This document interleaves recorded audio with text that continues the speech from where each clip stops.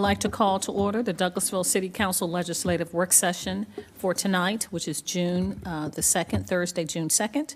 We'll have our invocation to be done by Pastor James Harper of the First Presbyterian Church of Douglasville, and then the Pledge of Allegiance by Mayor Pro Tem Terry Miller. Please stand for the invocation. It's good to be back with y'all. Let's pray.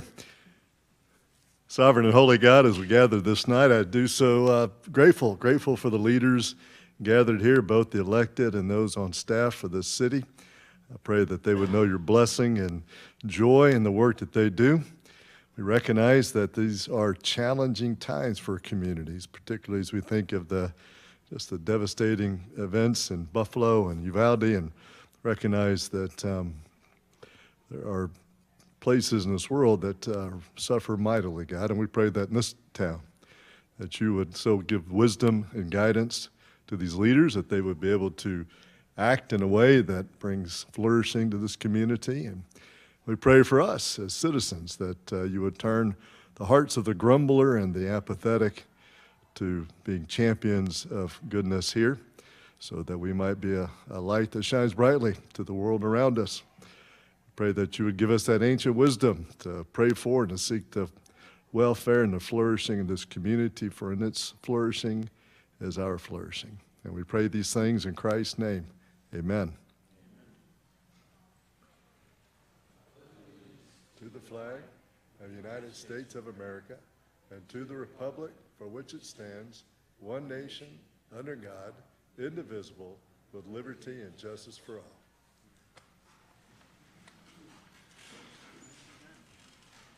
Thank you, Mayor Pro Tem, for leading us in the pledge. And Pastor Harper, we appreciate the invocation. Yes, sir, wisdom is the principal thing, so we appreciate that. I'll go over protocol issues, and then we can jump into the meeting. I'd like to welcome you to the City of Douglasville's Legislative Work Session. I'm Douglasville's Mayor, Rochelle Robinson. Tonight's meeting is being, it's being taped, but it is not teleconference anymore. We don't have Zoom, so that's good. So we're here. This work session will be items that are presented for discussion, and no official action will be taken this evening. Official action will be taken on these items discussed tonight on Monday at 6 p.m. If the business you're here for is not listed as an agenda item, there will be ample time under the agenda item comments from Citizens and Delegates section for you to discuss your business, and you'll have 5 minutes to do that at the end of the meeting. I would ask that you please keep your comments and presentations on a professional level, dealing with the facts that are important for this governing body to make our decisions. We will not accept comments that are considered by the chair to be of a personal attack on any individual or group of individuals. You will receive a warning from the chair if you deviate from this requirement. A second deviation will result in us turning the microphone off when you're speaking. Only one person speak at a time, please. Please do not applaud or react to speakers or cheer or carry on conversations when you're at the podium in the audience. I'll remind you that we're only required to accept public comments during the required public hearings and zoning matters. If you have a cell phone or electronic device, we ask that you would please put those in silent mode or power those off until the meeting is over, or put them in silent mode. Agenda items will be handled as the following. The committee chairperson will read the agenda item. Then that person representing that agenda item or applicant will make his or her presentation. And after that, myself and council members will possibly ask questions to clarify so that we can help make our decision next Monday. The chair will ask for comments or statements from the audience. There's a maximum of 20 minutes for those in favor, 20 minutes for those in opposition, and each person, again, has 5 minutes to speak. If you choose to have comments, we ask that you would please fill out the speaker sign-in card. Those cards are outside on the desk. If you would pick one of those up, please bring them to the front and hand them to our assistant city clerk. And she's in the yellow, the mustard, Ms. Jackson in the mustard sweater. Prior to approaching the podium, please give your card to the city clerk, assistant city clerk, and give us your name and address for the record. Then that person, or each person, has one opportunity to speak, 5 minutes. This is not a question and answer format or debate. We're just here to receive the information, deliberate, and make our decisions. If you have any printed material, please, again, give that to our Assistant City Clerk, and she will make copies and distribute to us later on at another time, so that we'll have it prepared for the next time on Monday if we need the information by then. Okay, now we will go through the agenda. There is an agenda on the screen above us or outside. There's a printed agenda, and so you can follow along with us. Economic Development Committee, and that is, we don't have any announcements or presentations. That's number 4. So we'll go to number 5, Economic Development Committee. That's chaired by Mayor Pro Tem Terry Miller. Thank you, Madam Mayor. We have no business at this time under the Economic Development Committee. Thank you, sir. Finance Committee, that's chaired by Councilmember Mark Adams. Thank you, Madam Mayor. We You're have welcome. 2 items tonight under Finance. The first is adopt an ordinance to amend Section 1 of Ordinance 2017-93, referencing Subsection 2-50D of the Administration Ordinance to change the heading reference from Subsection 2-50C to correct the heading reference Subsection 2-50D. Ms. Miranda Jordan, our Assistant City Manager, is going to handle that for us. Ms. Jordan? Thank you, Council and Madam Mayor. So upon an administrative review of the compensation ordinance, we found a typographical error that the heading for subsection 250D actually references the letter C instead. The amendment is for substantive purposes. It actually does amend subsection 250D, but just for clarity and for housekeeping, we want to go ahead and set a new ordinance to make sure that that heading matches the actual item that was being amended under Ordinance 2017-93. Thank you, ma'am. So basically, this is just a housekeeping item, Ms. Jordan, just to correct a heading so that they correspond correctly. No other changes to the ordinance in that subsection. No other changes at this time. Okay. Questions, comments? Just one, I think we should Go take ahead. the opportunity to welcome our new Assistant City Attorney to this. I'm sorry, I apologize. This is Ms. Miranda Jordan, our new Assistant City Attorney, and I believe this is the first meeting of all of us together in council chambers. That's correct, and thank you, Councilman Miller, for the introduction. I look forward to working with all of you. Thank you very much, ma'am. Thank you, Mr. Mayor Pro Tem. My apologies. Any questions or comments concerning the item? Seeing none, is there any reason that we could not place this on the consent agenda for Monday? Okay, thank you very much. We'll move on to item B, adopt a resolution to amend the City of Douglasville citywide travel policy. Our city manager, Ms. Marcia Hampton, and Ms. Alesha Mann will look at that. And I'll just give an overview, and Ms. Alesha Mann can give any comments to questions that you may have. Just as a reminder, during your budget workshop, myself and Ms. Alesha Mann went over some items for clarification after a travel audit that was conducted by Ms. Mann to make certain that we, one, were in compliance with current trends for travel and training, and to make certain that our policy is reflective of citywide travel, not just for employees, and that the travel policy references the compensation ordinance, which we will be working on as well, which relates to our elected officials. If you have any detailed questions, myself or Ms. Mann will be happy to answer, and any questions related to legal, Ms. Jordan would be able to answer those as well. Thank you, Ms. Hampton. Ms. Mann, go ahead. I can go through the updates that we have in the. Ms. Mann, can I ask you to, just for those that may be listening online or Right. whatever, would you give us your name and address for the record, and please speak up, okay? Okay. Thank Alesha Mann, graduate fellow, 6695 Church Street. I can go through updates that we have for citywide travel. So the policy goes through citywide, and then it splits to contracted and appointed, and then what's specific to staff and what's specific to elected officials.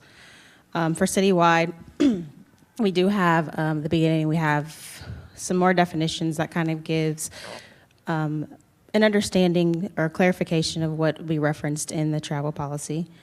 For citywide travel under lodging, we do have that the update of the highest conference lodging. So shall lodging be selected outside of a conference lodging rate, the city will pay for the highest conference lodging rate, so the highest negotiated rate. So shall lodging be booked outside of the negotiated rate, the city will only do the negotiated rate, and whatever the difference is will be up to the traveler. Also, there will be no late checkout fees that will not be reimbursed by the city. Any instance where a hotel cancellation fee is charged, there has to be an explanation, or that will not be reimbursed as well. Lodging allowance is limited to the highest block rate, which is what I just pretty much explained.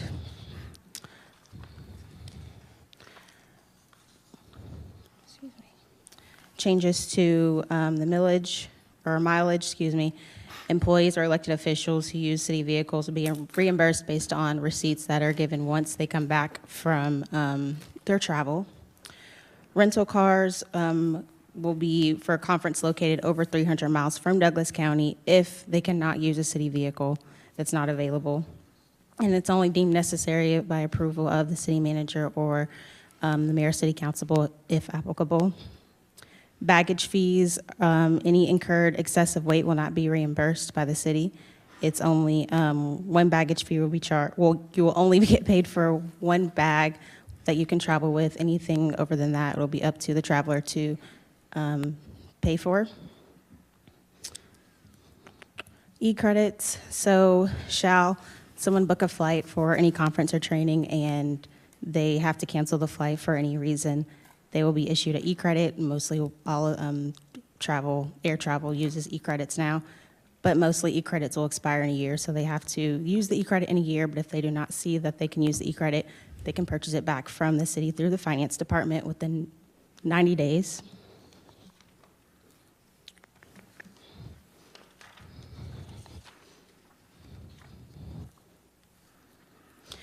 Also, when using local transportation when traveling on behalf of the city or education and training, private transportation such as limos, Luxury Black XL, professional chauffeurs, or long-distance car services will not be reimbursable from the city. We've also added the things of late checkout fees and travel upgrade fees that will not be will be considered not reimbursable items. Shall an employee or elected official in their professional capacity present at an event or conference, the travel expenses will have to travel receipts that are turned in will have to be itemized, basically saying what has been paid for. So basically, itemized receipts for if it was if it was a taxi, it would have to have a metered, basically to from the distance. Also, hotel charges, detailed item charges will have to be on the receipt as well. Any exceptions to travel accommodations such due to medical conditions, food allergies, any disabilities, religious or moral beliefs will have to be approved by the city manager or mayor and council as applicable. As far as contract and appointed officials will be treated as general employees, so their travel will also be considered. Basically, if they were traveling as staff, however, their traveling training has to be referenced in their contract with the city. Specific for staff, lodging that's canceled, they have to provide explanation for cancellation fees, or they're responsible for the cancellation fees. Also, lodging expenses from 90 to 200 miles from the city or the place of work or residence. There are allowed one day of the event, and shall there be an additional day for lodging expenses. Mileage is basically the same that what we had in our travel for elected officials. If they were to travel to get mileage, they would use their personal vehicle, or if they were to use carpool, they would only get one reimbursement for mileage. So one for the vehicle if they decide to all ride together to the conference or traveling event. For elected official, the following policies pertain to the elected official for the city of Douglasville, in addition to the citywide travel policy. Guidance and authorization pertaining to travel and training for elected officials is set forth by the citywide travel policy and the compensation ordinance.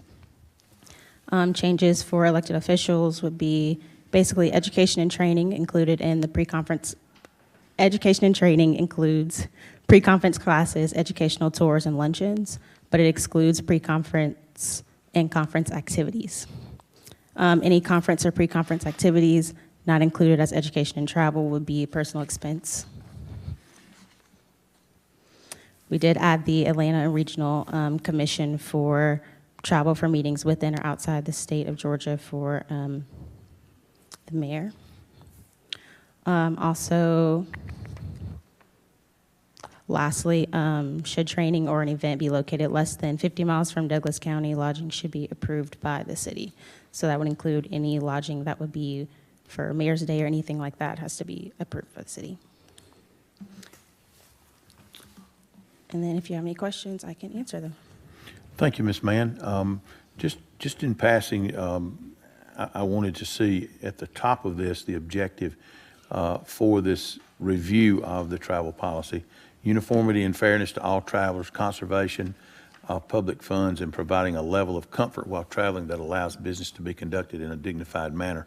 Basically, that's the purpose or the objective for the reason for reviewing this. So I'll open the floor for any questions or comments that anyone may have concerning it, but it looks as though it has been thoroughly reviewed.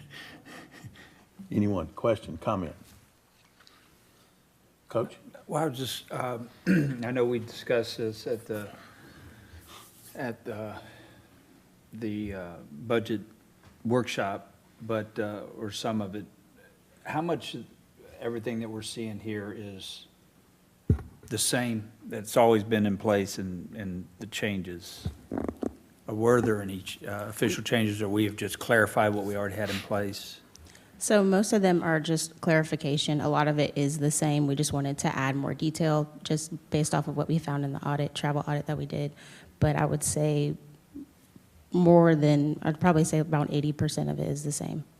Yeah, and I would say, Coach, it's more clarification for travel and giving definitions, detail, providing clarity where there may not be clarity. So if someone were processing travel, there's ambiguity in something that may be there, and keeping in line with the state travel policy. So that's what we've used for guidance. So we took the state travel policy and tried to marry it to what we were doing to ensure that the language, the consistency, and all those things were the same. Well, I appreciate staff's efforts on this, and it's a good thing. It's part of our efforts at transparency so that everybody knows what we're doing when we are traveling and where it comes from. So, thank you. Other questions, comments? Anyone? Okay, seeing none then, we thank you, Ms. Mann and Madam City Manager, for your work on this. Is there any reason why this resolution should not be placed on the consent agenda, since we've had such limited discussion or question concerning it? Well, we've got two council members. Well, we do have two council members that are absent, so I won't ask for that to be placed on the consent agenda. That will give them the opportunity on Monday to review it and before we vote for it, okay? Before we vote on that item. All right, Madam Mayor, that's all that we have tonight under finance. Thank you very much. You're welcome. Thank you so much, Mr. Chairman. I'll ask, please, that if you're the vice chair, if you would take Housing and Community Affairs Committee. Yes, ma'am. We have nothing tonight under Housing and Community Affairs. Thank you. You're welcome. Thank you so much, Councilman Adams. Legislative and Intergovernmental Committee, I'll ask the Mayor Pro Tem, if you don't mind taking that committee, please. Thank you, Madam Mayor. There's no business under the Legislative and Intergovernmental Committee at this time. Thank you so much, Mr. Mayor Pro Tem. Personnel and Organization Committee, that's chaired by Councilmember Chris Watts. Thank you, Madam Mayor. We have no business tonight under Personnel and Organization. Thank you, sir. Item number 10 is Planning and Development Committee, and that's chaired by Councilmember Mark Adams. Thank you, Madam Mayor. We have three items tonight under Planning and Development. We'll start out item A, consider a request for approval of a development plan for 9415 Highway 5 convenience store for 1.34 acres at 9415 Highway 5, land lot 160, District 2, Section 5, Parcel 2, for plans dated April 21st of 2022. Application by Rohel Hada, Atai Constructions, LLC. Mr. Marcus Thompson. Good evening. Good Marcus evening. Thompson, 6701 Church Street, City Engineer. All right, the applicant, Rahel Hada, is seeking the development of a non-residential project for the city of Douglasville, UDO, section 10.07, for a property located at 9415 Highway 5 and land lot 160, District 2, Section 5, and Parcel 2. The proposal depicts a convenience gas station and allowable use in the general commercial zoning district. The total building area is 3,257 square feet, including 1,419 square feet designated for a proposed convenience store and 1,838 square feet for an existing restaurant space, and fuel pumps at the rear of the site along with driveways and parking. There are a total of 42 parking spaces. The development will have 2 existing right-in, right-out driveways on Georgia Highway 5 for accessibility. The exterior elevation plan indicates brick, stucco, hardy plank panels, aluminum, and glass. Please find attached the application, site plan, and building elevations. City staff has reviewed the application and attachments and has determined that the proposed plans meet the development requirements of the UDO. Staff recommends the mayor and council place the development plan on the consent agenda for approval. Are there any questions or concerns? Thank you, Mr. Thompson. Questions, comments? Mr. Chair, I just want to. Yes, go ahead, Mr. Mayor Pro Tem. Thank you. This is the gas station that's right off the exit ramp off I-20, is that my? Yes, sir, that's understanding correct. Right now, existing, there's a Little Caesars beauty salon and a emission testing site facility. So the Little Caesars will remain, however, the beauty salon and emission So site the idea is will to be give it a little demolished. bit of an aesthetic upgrade, is that the intent? I'm sorry. I said the idea seems to be to give it a little bit of an aesthetic Oh, upgrade. Yes, sir, Okay, with the brick veneer that they're adding. can't argue with that. Other questions, comments? I do know that this has been a convenience store in years past. Many years ago, there was a convenience store there, but I don't see in our attachment, Mr. Thompson, I don't see an actual site plan itself. I see building elevations. Maybe I'm missing something, or there's something missing out of my packet, but does anyone else have, It's not attached. anyone else have a development plan? Seems to be missing. I have one here. Well, the reason I asked that, and you can probably answer, obviously you all have reviewed it, but did you mention that the retail gas operation is in the rear of the building this time?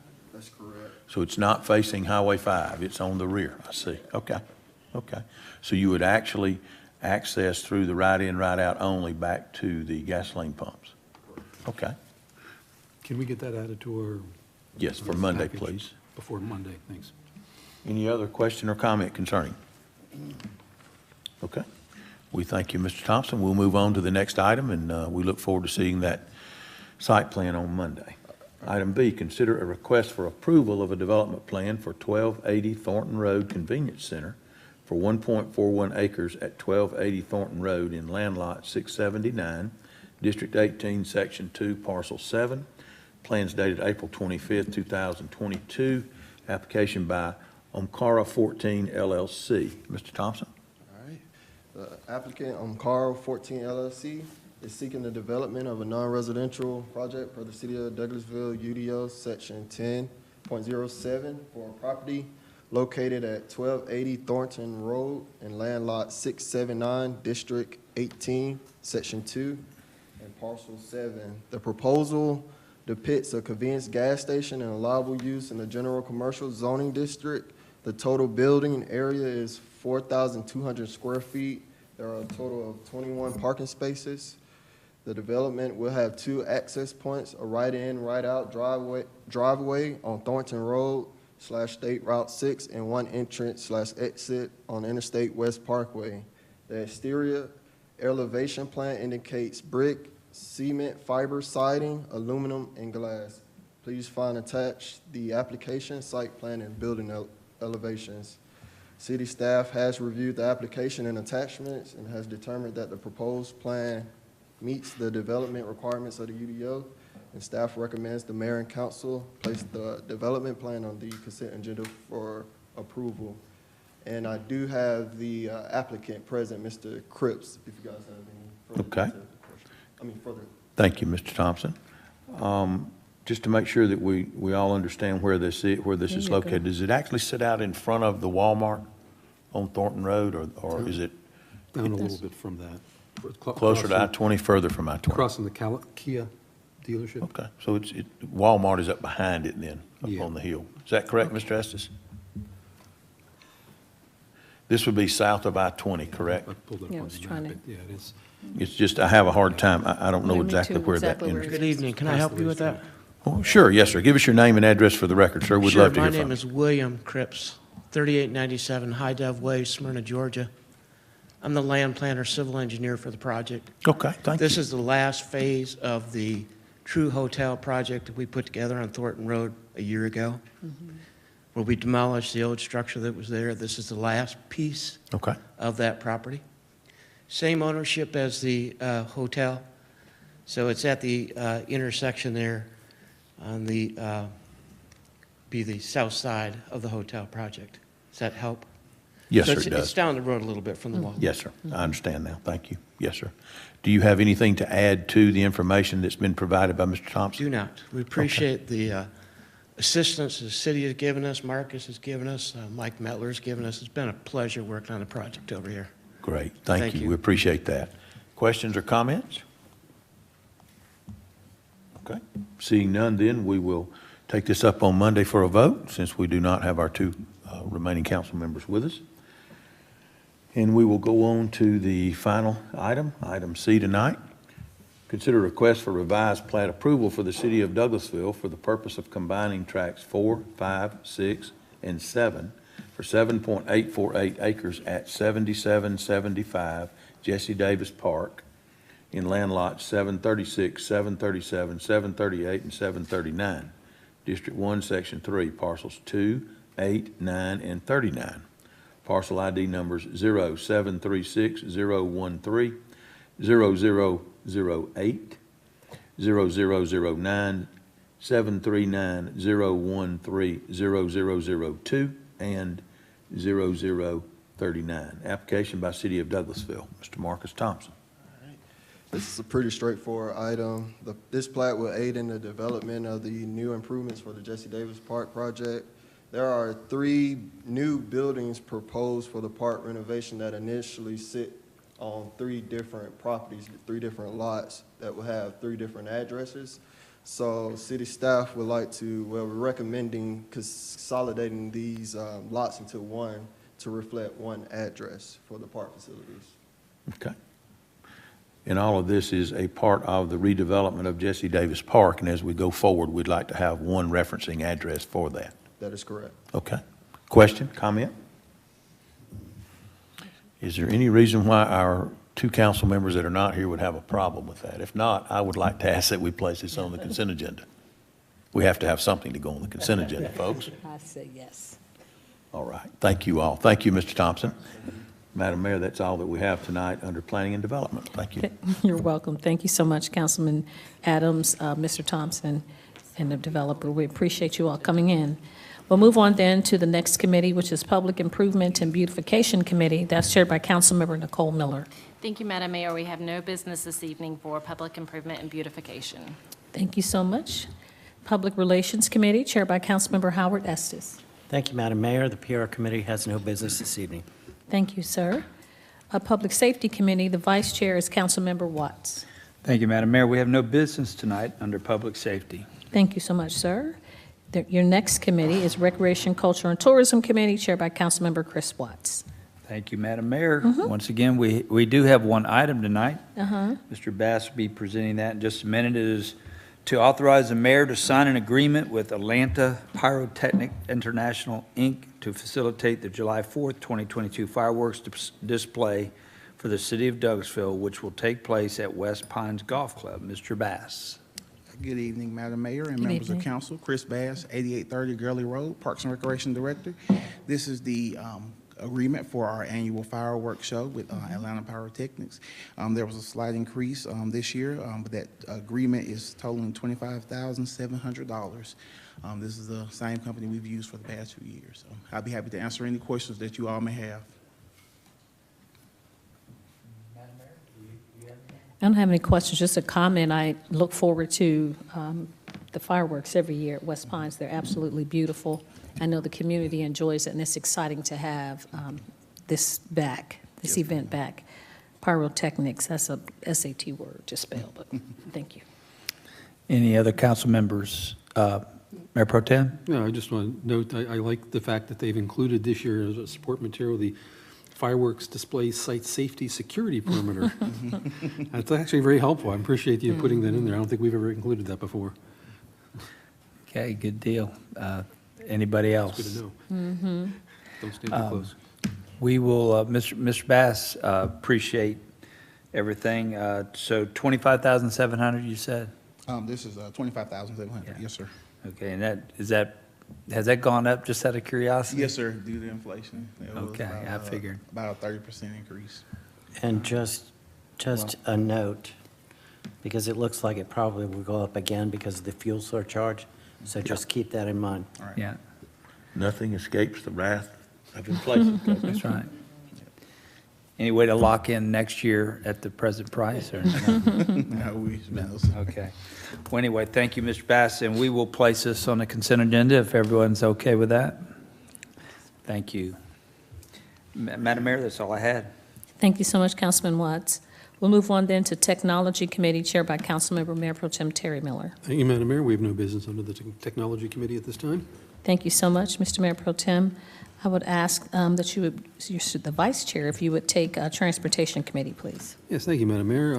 We do have one item under the Transportation Committee. It is to authorize the mayor to sign the First Amendment of Intergovernmental Agreement, amending the current intergovernmental agreement with the Douglas County Board of Commissioners dated May 21st, 2019, pertaining to the Highway 5 and Douglas Boulevard intersection improvement project to extend the completion date of the construction of a northbound right turn lane on Highway 5 at Douglas Boulevard from July 1st, 2022 to December 31st, 2023. Our city manager, Marcia Hampton, will fill us in. Yes, sir. This is just a matter of the agreement that we signed back in 2019 with Douglas County to make some changes to that northbound lane on Douglas Boulevard.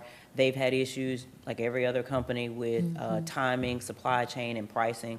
So they're asking us to extend the time frame to get the project done. So there's no increase in cost on our end. It really is just us giving the courtesy of essentially another 18 months for them to get the project completed. Okay, thank you. Madam City Manager, any questions or comments from Mayor or Council?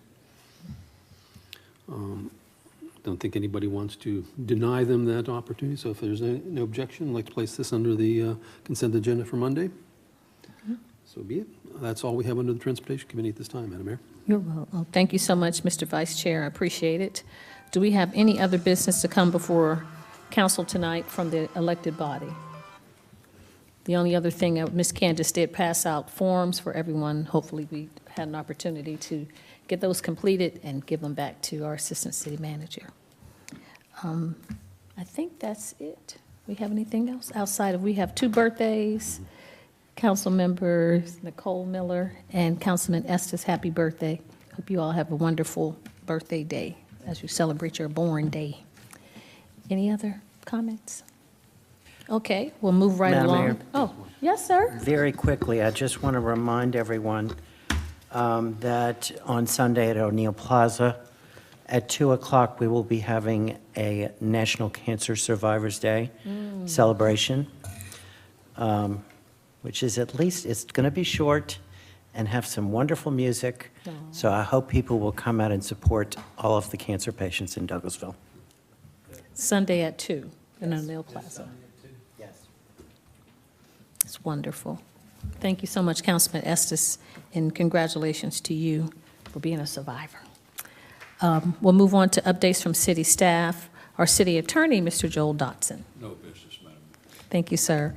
Our staff attorney, Ms. Miranda Jordan.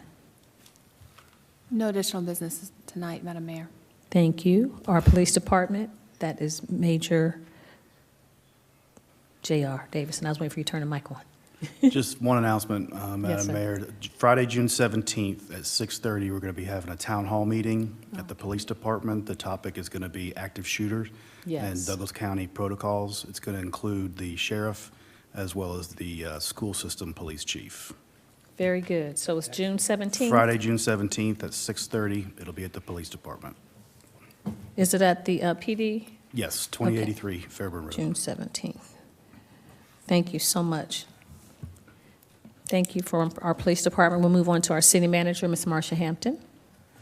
No, I just, only thing I have, Mayor, is to say happy birthday to Councilwoman Miller and Councilman Estes, and to embarrass my child who has hung in there today on his birthday with his brother's college graduation. He's in council meeting, and then he has to go to a chamber event after this. So happy birthday, Chase. Will Chase. Happy birthday, Chase. Yes, ma'am. We do have a staff report. It's a staff report regarding an ordinance to amend the compensation ordinance of mayor and council. And our city manager, Ms. Hampton, will take that, please. Yes, ma'am, and I will really be brief in my comments, and your legal staff may want to chime in on just process and procedure.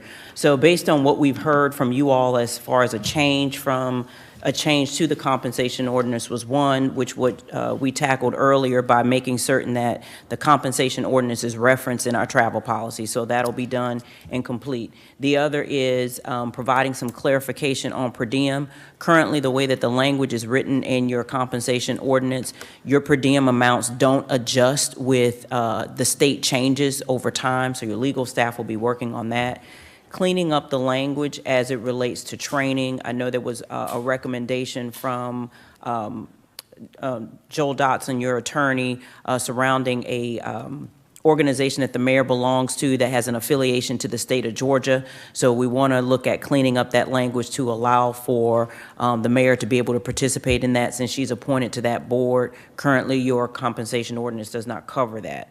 And then finally, there is a request from the mayor that you all heard last year regarding an increase in the vehicle allowance. So we're going to be adding that into the compensation ordinance. So those are the changes that we're looking at presenting before you. But I will turn it over to legal staff to discuss how that has to happen and what the legal requirements are to getting that passed and approved.